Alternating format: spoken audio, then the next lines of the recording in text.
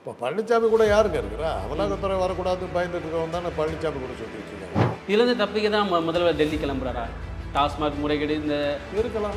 இப்போ வந்து பழனிசாமி ஆயிரக்கணக்கான இந்த கேள்வி கேட்குறாரு. அடுத்த கேள்வியை உடனே அவங்க கேட்டாங்க, நீ யோக்கியமானாங்க, முடிஞ்சு போச்சு. மக்களை தான் கேட்குறாங்க, நீ யோக்கியனா? இப்போ வந்து டெல்லிக்கு வந்து கருணாநிதி போனார், இப்போ வந்து ஸ்டாலின் போறாரு டெல்லிக்கு. அதான் சரி, அந்த சாமி. அப்படின்னு நான் சொல்ல எடப்பாடி. அப்போ என்ன அர்த்தம்? கருணாநிதி போனாக்கா அந்த டெல்லியில் யார் இருந்தா?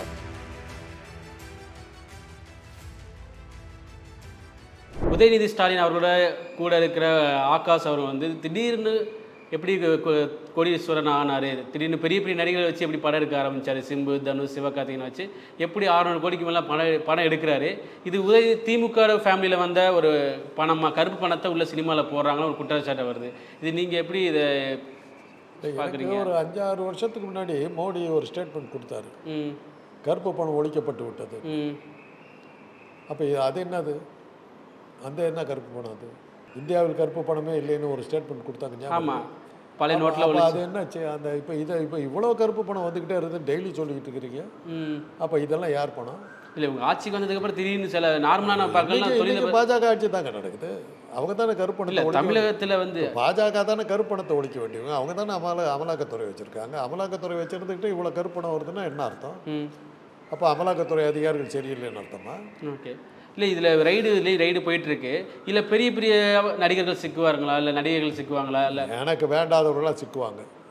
உங்களுக்கு வேண்டாத? ஆமாம், எனக்கு வேண்டப்பட்டவங்களாம் விட்டுருவோம், அவ்வளோ. இப்போ நீ யாரை சொல்றீங்க? பிஜேபிகளுக்கு நான் போய் உங்களோட இருக்க எஜமான்னு சொல்லிட்டா என்கிட்ட என்னத்துக்கு வர்றீங்க உங்களுக்கு? அவ்வளோதான். இப்போ பழனிசாமி கூட யாருங்க இருக்கிறா? அமலாக்கத்துறை வரக்கூடாதுன்னு பயந்துட்டு இருக்கவங்க தானே பழனிசாமி கூட சுற்றிட்டு இருக்காங்க. ஓகே.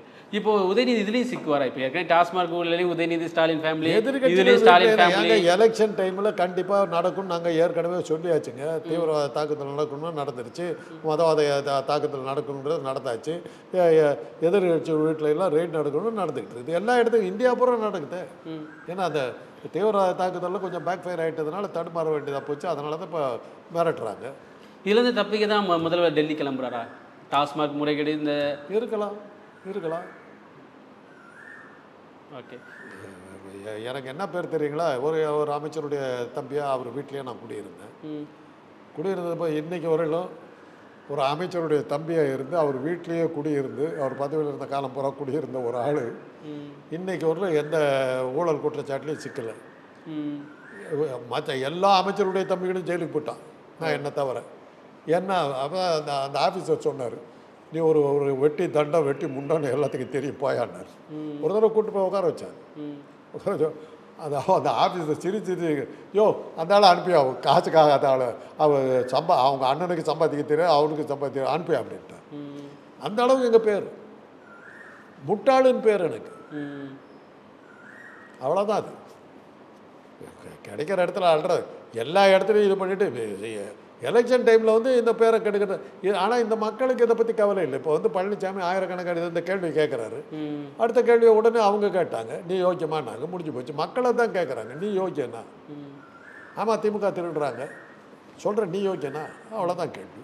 ஓகே. இப்போ ரீசெண்டாக பார்த்தா எல்லா அமைச்சர்களுமே ஒரு வழக்கு வந்து மத்திய அரசு வந்து போடத்தான். அதை தாங்க நான் இல்லை, ஒரு அமைச்சர் கைது பண்ணால் இது வர எலெக்ஷனில் ஒரு பாதிப்பு உண்டாக்காதான்னு கேட்குறேன்.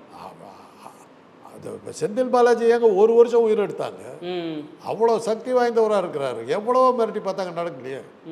இப்போ இது 2G வழக்கு போட்டாங்க, காங்கிரஸ்காரர் தான் போட்டாங்க. கனிமொழியை ஜெயிலில் கொண்டு போய் தள்ளினாங்க, ராஜாவையும் உள்ளே தள்ளினாங்க. தள்ளிட்டு ராஜா மேலேயும் கனிமொழி மேலேயும் ஒரு ஆபாசமான இதெல்லாம் அந்த எதிர்கட்சிகளுக்கு உரித்தான அந்த கண்ணியமான இதை ரெண்டு பேர்த்தையும் சேர்த்து பேசுகிறது. அவன் குடும்பம் எப்படி இருக்குதோ அதே மாதிரி எல்லா குடும்பத்தையும் பேசுவானுங்கள்ல, அது மாதிரி தான் குடும்பம் மாதிரியே குடும்பம் அந்த பொண்ணை அவரை பற்றி பேச்சு எல்லாம் இது பண்ணிகிட்டு இருக்காங்க. அதில் என்னாச்சு, அந்த ஜட்ஜி என்ன சொன்னார், நானும் வந்து கேஸ் கொடுங்கடான்னு வந்து தினம் உட்காந்து பார்த்தா ஒருத்தர் வரல, நான் இழுத்து மூடுறேன்னு சொல்லிட்டு போயிட்டார். 2G வழக்கு அதோட போயிடுச்சு. அப்போ வந்து டெல்லிக்கு வந்து கருணாநிதி போனார், இப்போ வந்து ஸ்டாலின் போகிறார் டெல்லிக்கு. அதான் சரி, அந்த சாமி நான் சொல்ல எடப்பாடி. அப்போ என்ன அர்த்தம்? கருணாநிதி போனாக்கா அந்த டெல்லியில் யார் இருந்தா?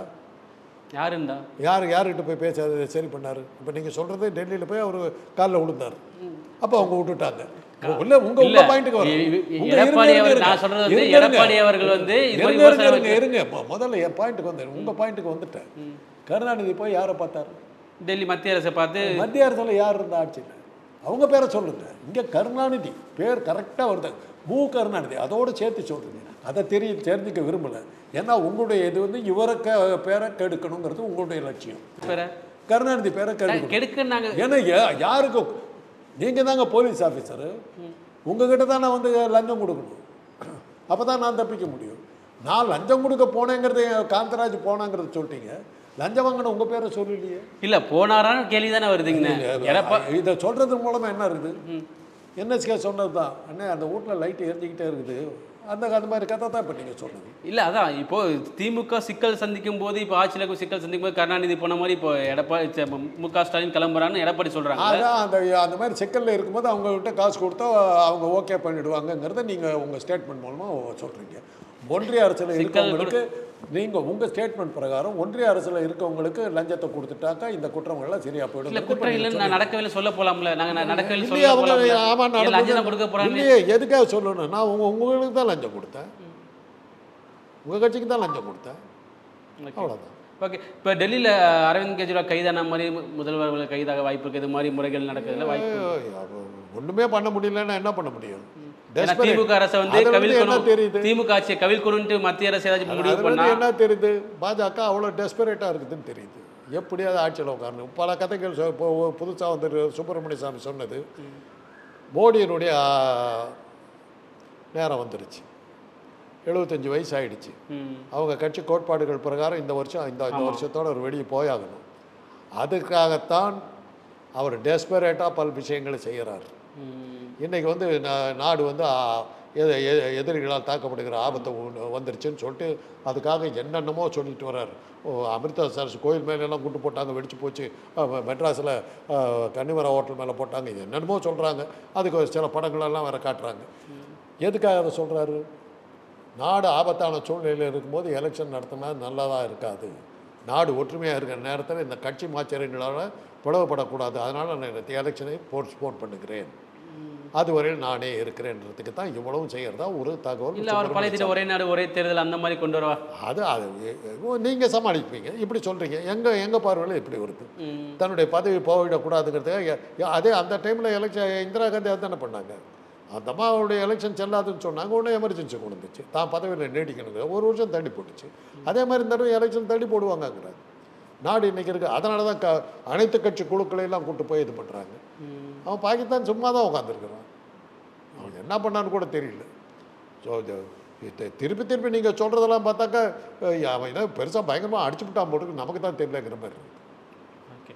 இந்த ரயிலேருந்து தப்பிக்க தான் அதிமுகவும் பிஜேபியோட கூட்டணி வைத்ததாக நம்ம அதுதான் உலகத்துக்கு தெரிஞ்ச விஷயம் வச்சு. என்னைக்கு பயந்தார் ஒரு கூட்டணிக்கு வரமாட்டேன்னாரு, அவருடைய சகல வீட்டில் ரைடு, ராமலிங்கம் வீட்டில் ரைடு, மறுநாள் வந்துட்டார்ல. ஆனால் 12 மணி வரலும் வராமல் உட்காந்துருந்தோம், ரைடுன்னு வந்து சேர்ந்து உட்காந்துட்டார். அண்ணாமலை இருக்கக்கூடாதுன்னாரு, அண்ணாமலை தான் இருப்பாருன்னாரு, பேசாமல் இருந்தார். ஆனால் பழனிசாமி சும்மா இருக்குது, அந்த பக்கம் போனவங்க 2 சீட்டு தான் கொடுப்பேன், ஆளை பார்த்து கட்டு போயிட்டார். அது ஆக இப்போ என்னாச்சு, உடனே அமித்ஷா தான் இப்போ டெஸ்பரேட்டாக இருக்கார். தீவிரவாத தாக்குதலுக்கு பிறகு அமித்ஷாவை காணுமே, செய்திகள்லேயே காணுமே, என்ன ஆனார்னே தெரியலையே, எங்கேயோ மாட்டிக்கிட்டார், ஏதோ ஆயிடுச்சு. கேட்குறாங்க எங்கேயோ உள்துறை அமைச்சர், இவர் பேச்சை கேட்டுக்கிட்டு தானே சுற்றுலா பயணிகள் போனாங்க. இன்றைக்கு உள்ள அந்த 10 பேர் சுட்டு கொண்டான்னு அவன் யாருன்னே தெரியல நமக்கு. இன்றைக்கு உள்ள அவங்கள பிடிக்கலையே. கேட்டால் துல்லியமாக தாக்கி 9 இடங்களில் தீவிரவாத இதெல்லாம் அந்த 10 பேர் என்ன இதை பெருமைப்படுறது தானே நம்ம இந்தியா நாடு துல்லியமாக தாக்கி. பெருமைப்படுறதுக்கு ஒன்றும் இல்லைங்க. உங்களை நம்பி நான் நைட்டை தூங்க போயிட்டுருக்கிறேன், பார்த்தாக்கா 10 பேர் உள்ளே வந்து கொண்டு விட்டு போயிருக்கிறான், பிடிக்கிறதுக்கு உங்களால் முடியல, இவங்களை நம்பி நான் எப்படி தூங்குறது? அமித்ஷா இருக்காரு, எல்லாம் பார்த்துக்குவாங்க நம்பி தானே அவங்க போனாங்க. அந்த 25 பேருக்கு என்ன பற்றி சொல்ல போகிறீங்க? அப்போ இது வந்து எப்படி உண்மையான பலவீனமாக இருக்கிறோங்க, நம்ம பயமாக இருக்குதுங்க. எனக்கு நிஜமாகவே நம்ம பாதுகாப்பாக இருக்கிறோமா இல்லையான்னு நமக்கு தெரியலையே. அந்த தாக்குதலுக்கு பிறகு நமக்கு சந்தேகம் வருது. கேட்டால் அமிர்தசரத்தில் வந்து பொற்கோவில் மேலே குண்டு போட்டு போகிறான்னாக்க நாளைக்கு கல்பாக்கத்து மேலே போட மாட்டாங்கன்னு என்ன இருக்குது? ஏவுகணைகள் வந்து 1500 கிலோமீட்டர் வர்ற ஏவுகணைகள். இப்போ பொன்ராஜ் சொல்கிறாருங்க, அப்துல் கலாமுடைய அறிவியல் துறை செயலாளராக இருந்த பொன்ராஜ் சொல்கிறாரு, சகா இன்னும் என்னமோ ஒரு ஏவுகணை 1500 கிலோமீட்டர் நேராக வந்து அடிக்கும். டெல்லியில் சுவிட்ச் போட்டாக்க, ராவல்பிண்டியில் சுவிட்ச் போட்டாக்க மெட்ராஸ் கல்பாக்கத்தில் வந்து அடிச்சிடும். கல்பாக்கத்தை அடிச்சதுன்னா ரேடியேஷனில் அத்தனை பேர் பஸ்மாகிடும். அதை தான் இம்ரான்கான் சொன்னார்.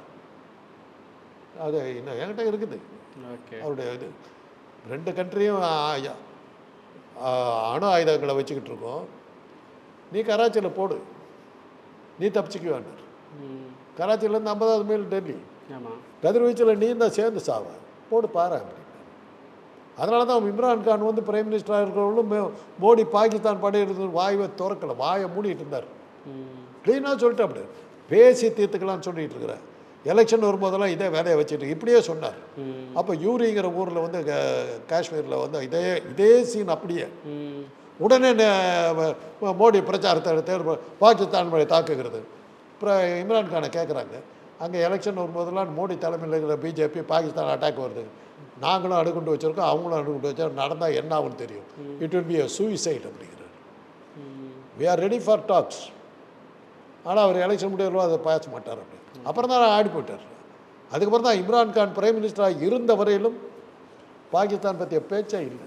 அதுக்கப்புறம் தான் இப்போ தான் ஆரம்பிக்கிறேன். ஓகே, ரொம்ப நன்றி. இப்போ இவ்வளோ பேரை என்னத்துக்கு வெளிநாட்டுக்கு அனுப்புகிறாங்க குழுக்களை போட்டு. பாகிஸ்தான் எல்லா இடத்துலையும் நல்ல பேர் வாங்கிட்டு இன்டர்நேஷ்னல் மானிட்டரி ஃபண்டு கொடுக்குறாங்க, உலக வங்கி பணம் கொடுக்குறான்.